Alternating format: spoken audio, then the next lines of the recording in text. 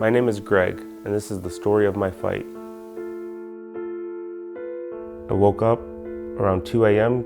and I was gonna go to work, and I was like, I'm a little tired, I'm gonna go back to bed for a couple minutes. It was screams that I woke up to. When you hear screams in the middle of the night, you first think nightmare, but when someone doesn't wake up and you see them shaking, it's obviously something else going on, and first thing in my head was a seizure. Next thing I knew, I had EMTs and a fire department at my house. They were asking all these questions and I couldn't give an answer. So they took me to the hospital. They sent him in for scans, which we saw the mass in his head. When I was first diagnosed with anaplastic astrocytoma, I was married 6 months and 2 days. We went into the marriage reciting our vows for better, for worse, sickness and in health, and I 100% meant that. So when he got diagnosed with it at 6 months in, yes, it was a shock, but it was something that I vowed to him that I'd stick with him through. She went to every appointment with me, and she was just a rock.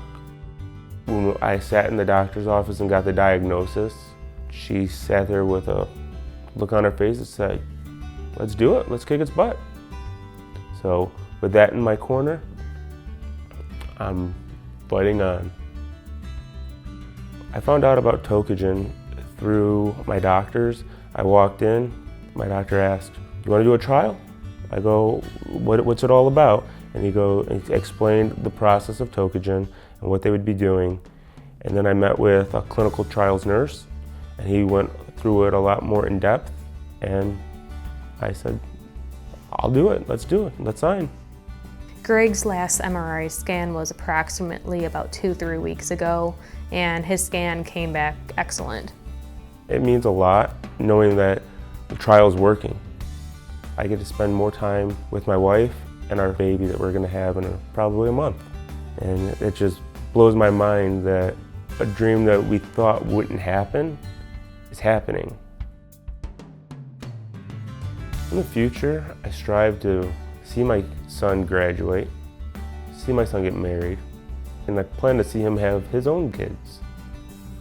If it wasn't for the clinical trial, I don't know where Greg and I would be at this point.